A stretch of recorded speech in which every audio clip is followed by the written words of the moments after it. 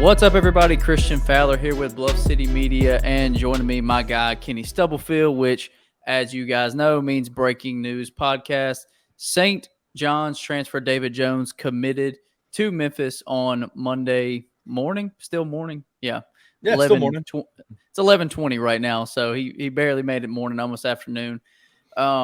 And Kenny, good news on this one. Our friend Parth over at the Daily Memphian put out that it looks like, and we kind of speculated on this on last week's On the Bluff, you and I did, weren't 100% sure about it, but it looks like, according to Parth, he graduated in 3 years and will be immediately eligible, which is massive news because, like we talked about last week, if they had to wait on a waiver, it would be one of those situations where, that could drag into the season, or he could, be denied the waiver and not have eligibility this year and have to wait a year.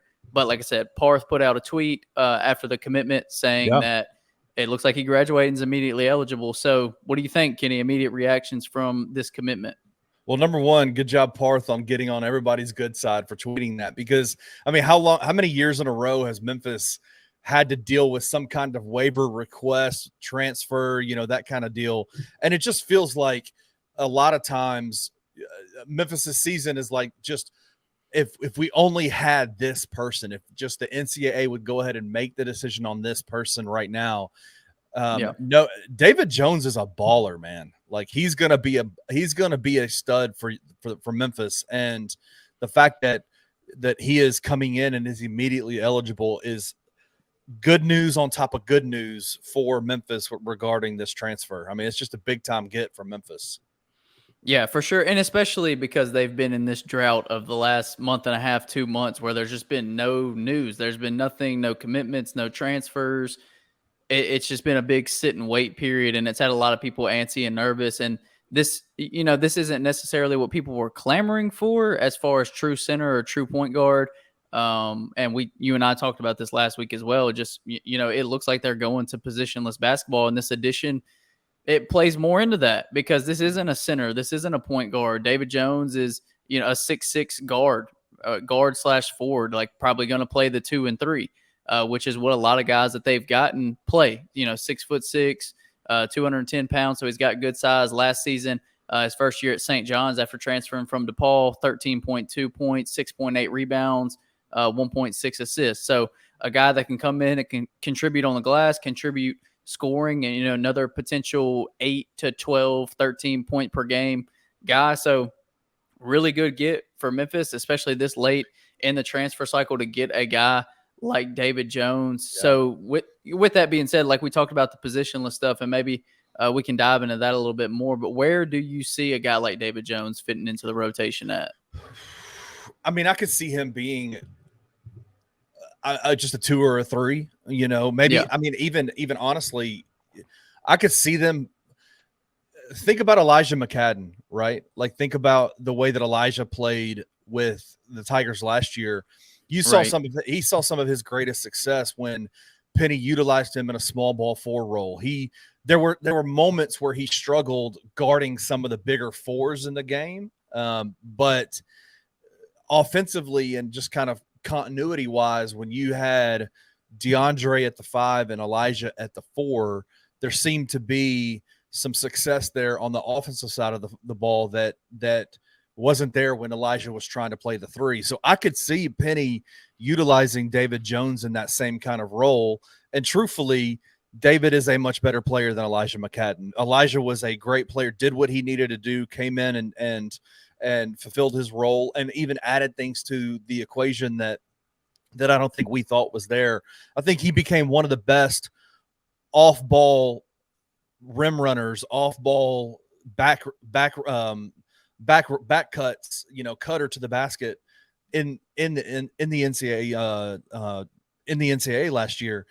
I could see David Jones fulfilling that same kind of role, but probably being bigger, stronger, and even better at that. Yeah, and he's not a great shooter either. A 40% shooter last year from the floor, 29% from the three-point line. Solid free throw shooter, almost 79% from the free throw line, but just really active on defense. Almost averaged a steal and a half a game last year. So there are some similarities to Elijah McCadden, not only in the size and the potential role, but also just, not an incredible shooter, very active on defense, good around the basket. Like, for being a 6'6", 2/3, that's really where he lives, is around the basket. So I think this is a big pickup. Like, this isn't, like I said, it's not what people have necessarily been screaming for, but it is a really solid add to the lineup. When you look at what they've got 2 through 4, it's hard not to really like what they have. I mean, TFA Leonard, Caleb Mills, potentially 1/2, Jonathan Pierre can really play 2 through 4. Like, they have a lot of versatility with these guys that they're bringing in. A lot of these transfers can play multiple positions, can play the guard and the forward spot. So they're going to be really deep, at that, especially the 2-3. Like, the 2-3 is loaded. Obviously, that can change depending on what Caleb Mills does, if he's primarily playing point guard and being the primary ball handler. But once again, it just looks like positionless basketball is where this team is going. Penny's not scared of doing that. I mean, he's done it in the past, not having quote unquote traditional point guards. I mean, really, when you think about it, like, yeah, Kendrick Davis, traditional in a sense, but also a scorer. Alex Lomax, traditional in a sense, but, didn't bring like the modern day offensive threat. So Memphis hasn't really had a ton of traditional point guards. Even think back to Penny's first year with Jeremiah Martin. Like, Jeremiah Martin wasn't necessarily a traditional true point guard. So it appears that he's not scared of going with this positionless basketball, having a bunch of ball handlers that can bring the ball up the floor. Like, a lot of these guys can do that. Caleb Mills can bring the ball up the floor. David Jones can bring the ball up the floor. Jonathan Pierre can bring the ball up the floor. Like, they have Jalen Young obviously being the backup point guard. Like, they have a lot of guys that can handle the ball.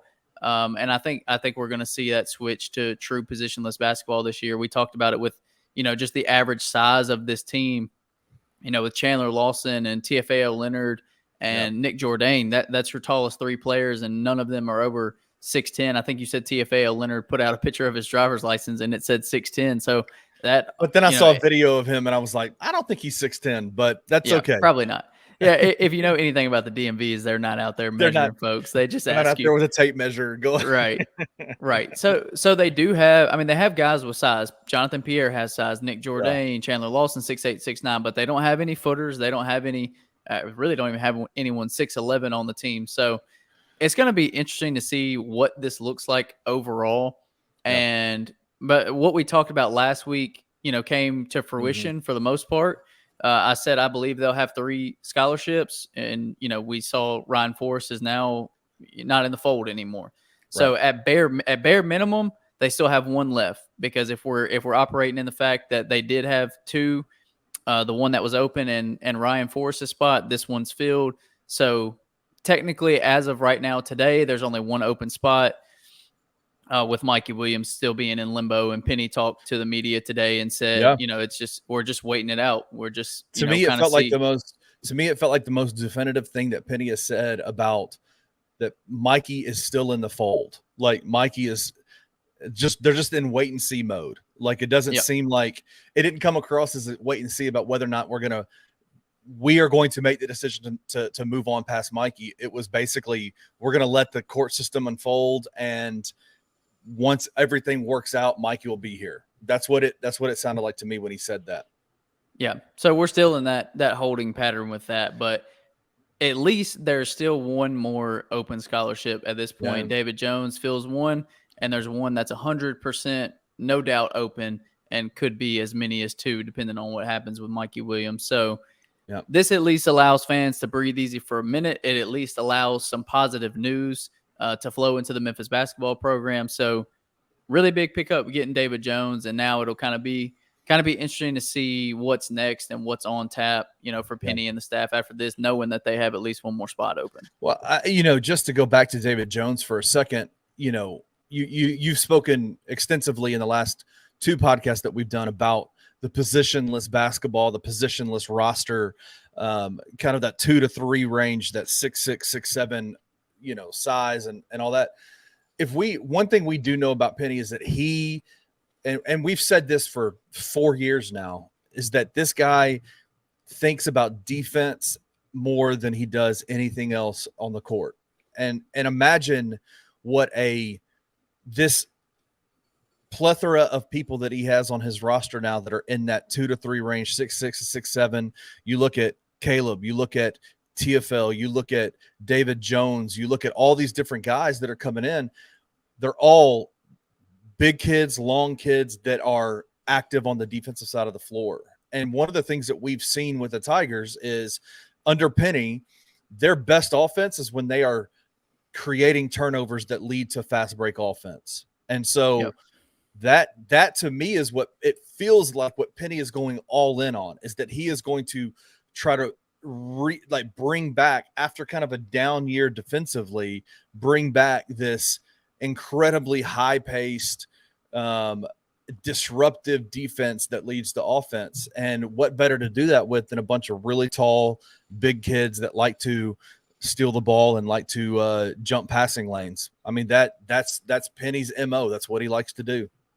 And having players that can get out and run and transition, not having guys on the floor that are a bit of a liability in that sense, as when you get a steal that they're not getting up and down the floor and they're not getting back to the basket and they're not fighting for offensive rebounds on the other end. And that's what they have. I mean, you think everywhere they have guys that can get out and run the floor. And like you're saying, that's what it feels like. It is a switch back to, let's just get out and outrun everybody. Like, let's just run everybody into the ground. Let's play at a high pace. That's what Penny wants to do. It's what he's always done. And with guys specifically, the two guys that jump off the page the most to me in that sense are David Jones and TFAO Leonard. Like, those are 100%. Dudes that clog passing lanes, that get, steals and get out in transition. And that's what their best skill set is getting the ball back and getting down the floor. And so we'll see. Like I said, one open spot left as of today, so it'll be interesting to see where they go from there. Like, do they try to go get a true big now? Is that something that Penny wants to do, or does he want to keep loading up at 2 through 4 and just have guys that can get out and run and not worry about having the quote unquote true big or true center? So yeah, I think is that all you got? I don't really have anything else on this. So we'll break this down more tonight. We'll be recording on the Bluff tonight. Me and Gabe will be back in studio.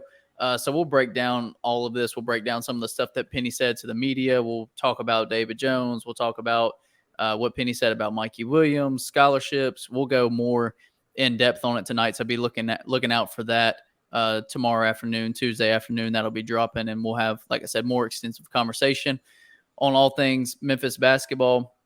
But that is it for us. So if you are watching on YouTube, like, subscribe, comment, or if you're listening on audio, subscribe there also, so you can be updated every time we drop a new episode on any of our podcast platforms. Also, head over to bluffcitymedia.co for all the latest coverage. Memphis basketball, Memphis Showboats, who are on a run right now, 901 FC, whose season's in full swing right now, Redbirds, everything Memphis sports related, we've got you covered. So head over there, and we will see you guys next time.